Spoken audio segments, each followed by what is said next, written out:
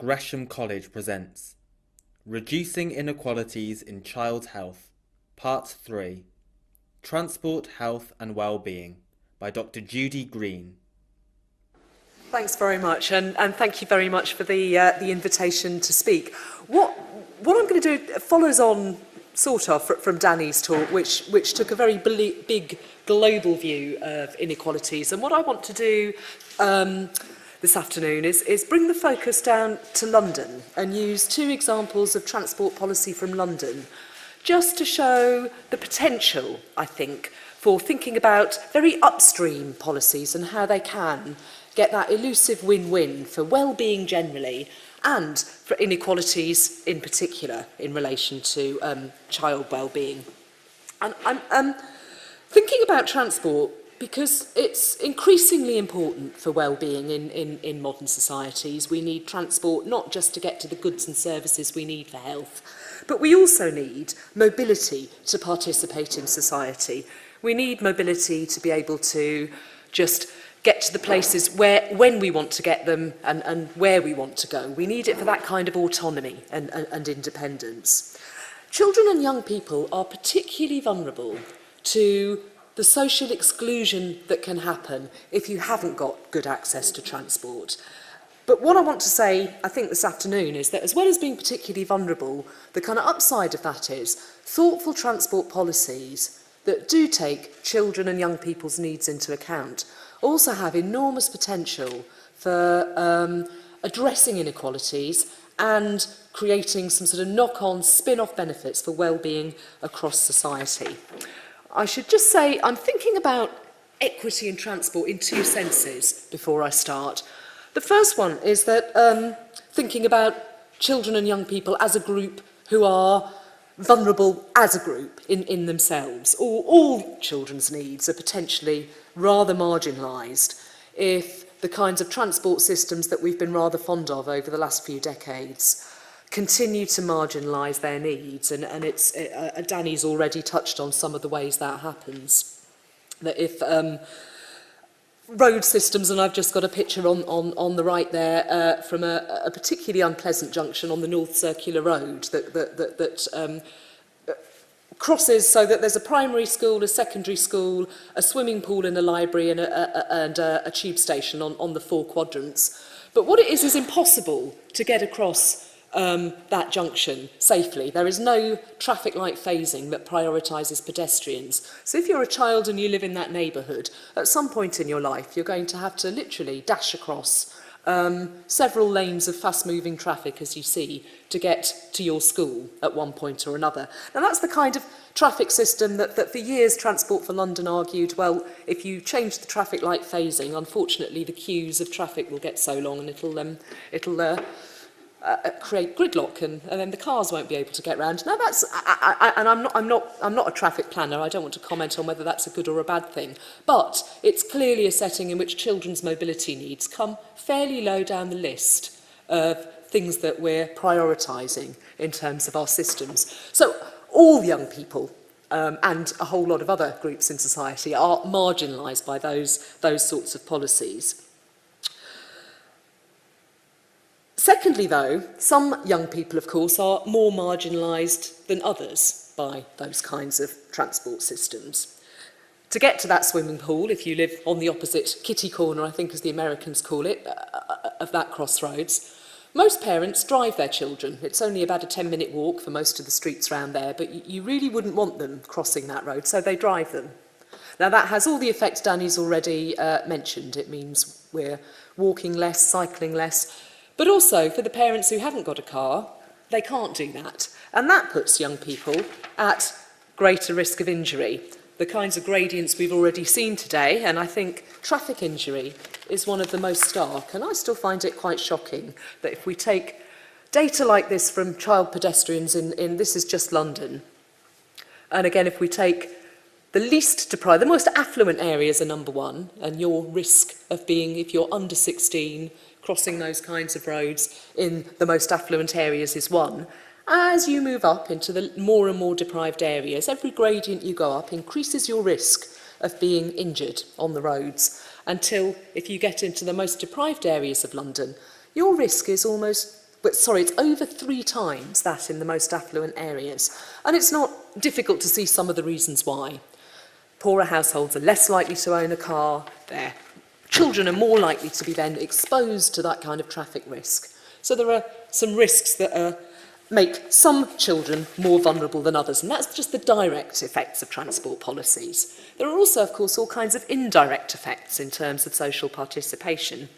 If your parents haven't got a car to drive you to the swimming pool, the chances are they're not going to be able to easily get you to all those out-of-town shopping trips, to the mole that's out of town, to the children's parties that are increasingly organised in out-of-town leisure centres. Your possibilities for social participation are much tougher.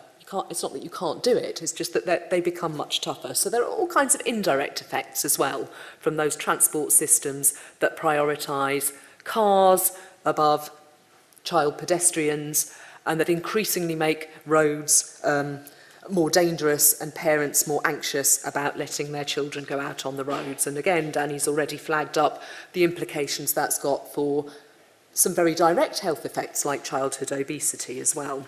And as we said, that has some implications for all kinds of other health effects, like chance of walking and cycling. And what we've seen over time since the mid-80s is a rise in how many kilometres are travelled as car occupants by young people, and a consequent decline in how much time they're spending walking or cycling. Now that's got direct health effects, it's also got some indirect ones, because of course if you're walking and cycling you can do that independently, mostly. You don't need to depend on your parents to get you around as you do if you're in a car. So that's the setting. What I want to do is just talk about 2 policies that I think, and these are just London examples, that I think have had some positive effects on those sorts of direct and indirect effects of transport policies on well-being, and have also addressed inequalities.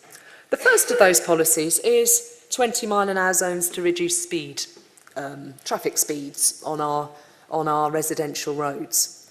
Now, 20-mile-an-hour zones do what they say on the tin. They do reduce traffic speeds, and as you might expect, they consequently reduce the risk of being injured on roads. And a recent study found that over and above the background decline in injury, 20-mile-an-hour zones had been effective in the streets that they've been implemented in reducing injuries by 42%. Now, what's happened in London is since the early 1990s, local authorities have been disproportionately placing those 20-mile-an-hour zones in those most deprived neighbourhoods. That's I think it's still red, yes, that's the red line on the graph there. So this is the number of kilometres of road that local authorities have put under 20-mile-an-hour zones, and we've split it up again, this time just splitting London into 5, the areas into 5 groups, with the most deprived, the red at the top, and the least deprived at the bottom. And what that shows is those 20-mile-an-hour zones have been put disproportionately in the poorest areas. Now that's had an effect. That's had an effect on, I'm going to skip the next slide, on, because they work, whatever area you put them in, they reduce the number of casualties. What that's done is saved, if you like, more collisions in poorer areas than richer areas. If you just look at the tables we've got here, which are just show that it's our estimate of the number of casualties that have been saved specifically by the 20-mile-an-hour zone. So it's if they weren't there, we think there'd have been around 500 more casualties in those poorer areas and a smaller number in the others. So what that's done is to some extent mitigated those widening gradients that we've already seen in terms of inequality. A very upstream engineering measure that kind of stops one of the root causes of inequality at source, speeding traffic, has had an effect in mitigating inequality. It hasn't dealt with it because it can't, but it's certainly mitigated widening inequalities in health. So that's one example of a policy that can have those effects, as well as all the other positive effects that slowing the traffic speed has. The second example I want to give you, and this picks up something that's also been raised by previous speakers, about whether what we want is a targeted intervention. To some extent this is, it's been targeted, even if not deliberately, at low-income areas, or whether what we want is a universal intervention. And the second example I want to give of a transport policy that I think has had some really positive effects is a universal one.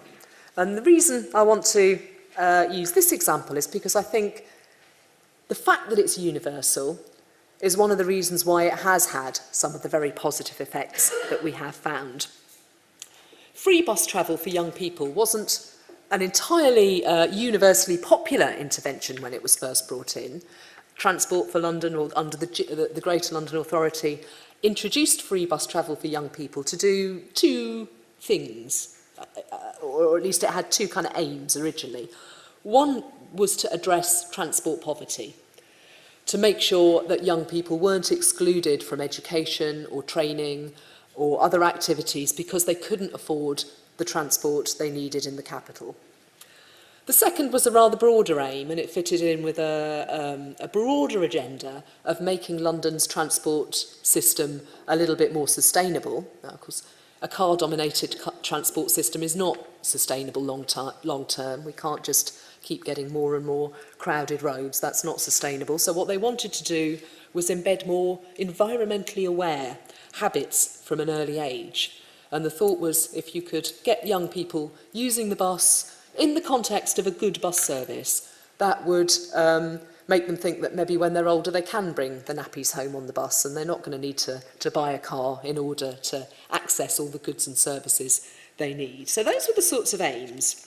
A sort of double one around, very directly around inequalities, and one around improving the well-being of the city for all the citizens who live in it.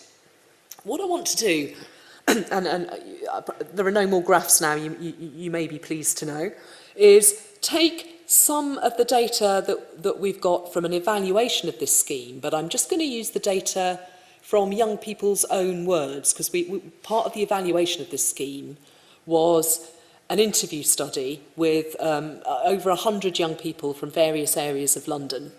And what I'm going to do is just say something about the effects of that scheme using those young people's own words. So I'm not going to mention the more statistical data that came out of the evaluation at all, just to go through some of the effects that had. The first thing, and perhaps not surprisingly, if you give people free travel, what they do is use more of it. And the first effect that scheme had was that young people did use the bus far more. In fact, what was striking across our data set was just how much and how important bus travel was for young people in London, but how much they took it for granted. Well, there are some exceptions and important ones I'll come to later, but in general, no young people in London talked about financial costs as a barrier to getting anywhere they needed to go. And those are just two quotes that illustrate that. The range of places they went, not just school and college, but sports clubs, church, friends' houses, dancing. Wherever they needed to get to, most young people said, it's not a problem, take it for granted. I've got my zip card, I can travel around. Importantly, they could do that without relying on parents for money for transport and without relying on parents for lifts. So it's independent travel, at least in the sense of being able to have a bit of autonomy over when you leave, who you travel with, how you get to places. This is kind of most obvious. I mean, I said it was taken for granted. The point where it wasn't taken for granted was where young people had their pass taken away from them. Now, that happened either because you lost it or because under Transport for London's behaviour code, it might have got confiscated if you'd... Various things could mean you had it confiscated. It didn't happen often, but when it did, the young people who had their card taken away really were struck by what a difference it made not having their bus pass. As one young man said, when I didn't have it, I really did struggle in terms of not getting places. And young people said of their friends who didn't have one, it's a real pain. If one person hasn't got a bus pass, it makes it very difficult for all of us to get around because we have to normally we don't think about it. So what that scheme has done is virtually removed financial causes of transport poverty for young people in London. Now that's quite dramatic. It's taken for granted by the young people we talk to because they haven't known anything different. But if you compare that to other places in the country, even other cities, that's actually quite a dramatic effect. Secondly, though, it's not just about getting places and being able to get where you want to go. The bus in itself is an important space for many young people. In cities where young people are increasingly pushed out, unwelcome in the shopping centres, unwelcome even hanging around parks sometimes, they might not have houses that are comfortable to have their friends back to visit in. You get told off if you're hanging around the chip shop. There aren't that many places to be. Now, what this scheme has done is opened up the bus as a site in itself that's quite an important one for social participation. It's somewhere to talk to your friends, it's somewhere to go, it's somewhere to be. A bus trip can provide some entertainment, and just somewhere to sit and talk quietly, oddly. It's a private, even though it's a public transport. Sorry? Not quietly. We'll come to that in a moment, and I know the perspective of older people, we also talk to a lot of older bus users. But interestingly, it wasn't as an aside, the older citizens didn't mind because they generally used different parts of the bus to young people. The people who did mind were sort of middle-aged people. But so talk quietly, perhaps talk more loudly, play your music, but it's a place to be. I'm not going to talk about the effects on other bus passengers, but what I want to do is very much focus on the young people's perspectives, just because I think, as I was suggesting earlier, that's the bit that gets ignored a bit sometimes in transport planning. So this opening up of the bus as a space for socialisation, for socialising and for entertainment has had a number of effects. It's had, first of all, it's had an effect in developing many young people's skills in independent travelling around. It gives you a way without any financial cost or risk for discovering your city, not just your own small neighbourhood, but London as a city and as a polity itself, and also feeling a sense of belonging, therefore, to that city. If that's a place you're welcome and you're welcome to travel across the whole breadth of it, that's then a place that makes you feel that you belong to. And in fact, some young people did say explicitly, you know, my zip card actually makes me feel I belong to London. It's something that makes me feel like a Londoner. And it makes me feel proud to be a Londoner, particularly when you have visitors or cousins coming from other cities that don't have that scheme. It's something to show off about. It's a city that's modern. It's a city that looks after its young people. So it's also an inclusive way to travel. Most young people we talked to were very keen that travelling included everybody, that it was a way for everyone to travel together. And of course the bus pass does that because it's universal. That only works because everyone, at least in theory, has access to bus services. And that's why they sometimes, often in fact, preferred the bus to the car. You could get your dad to give you a lift, but actually that would mean you had to logistically connect with other people going somewhere. Whereas if you're all going to the bus stop or you're connecting along a bus route, you can all travel together. Now there's one important exception to that, which I think tells us a little bit about how and why this scheme works. And that was young people with disabilities. When we spoke specifically to people with disabilities, that their accounts were almost the polar opposite. Rather than the bus being a space that you could travel together and that you could travel independently, many young people with disabilities talked about the bus as a barrier to social participation and inclusion.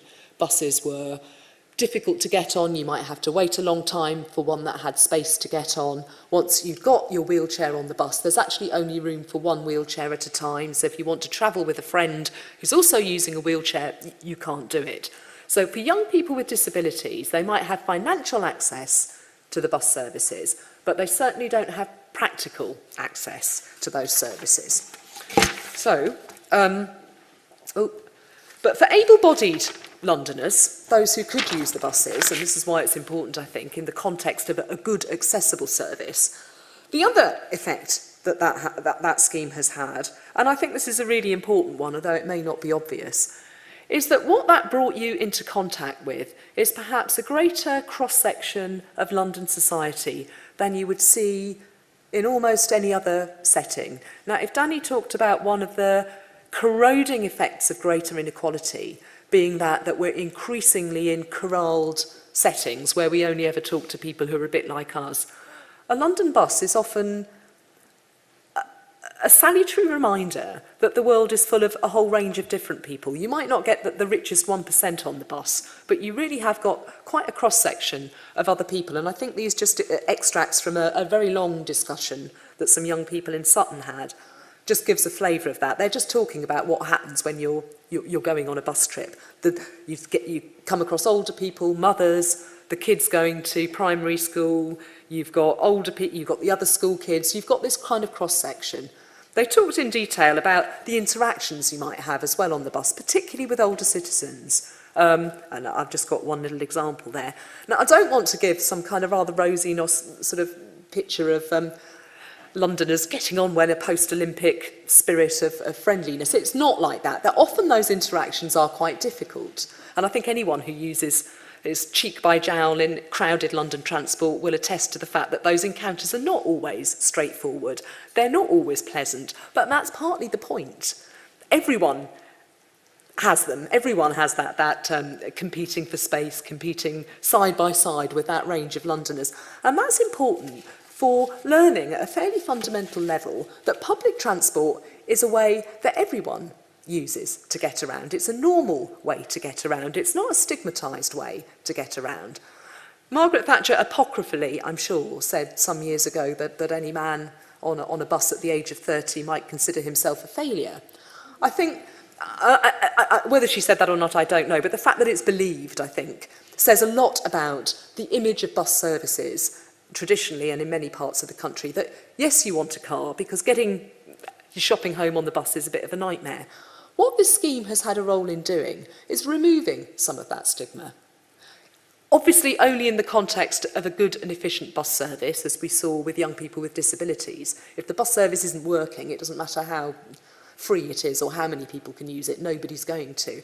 But in the context of a good bus service, offering free travel to young people destigmatises it as a mode of transport, and that has some really important implications, not just for their well-being and independence and participation in the short term, but in the much longer term for sustainable cities going in for the next generation.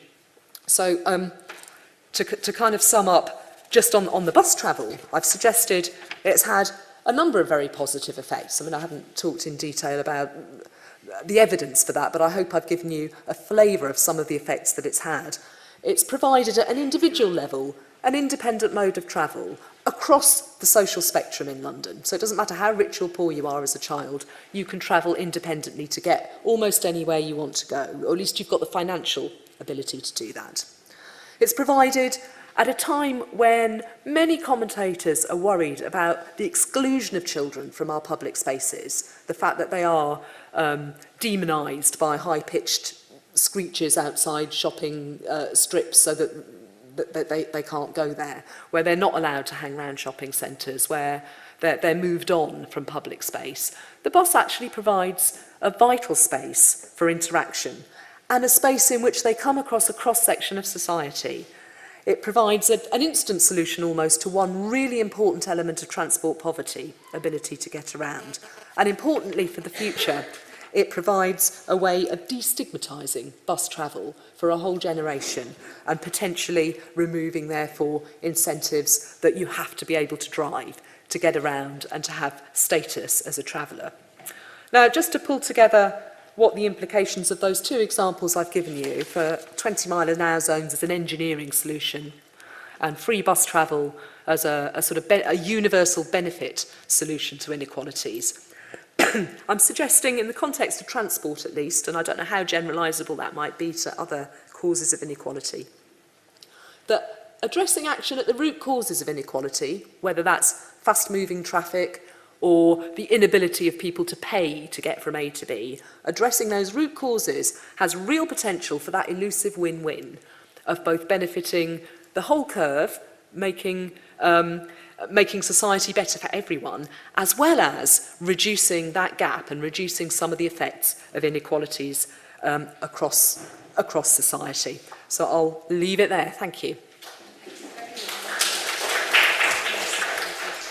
For all information, please visit www.gresham.ac.uk.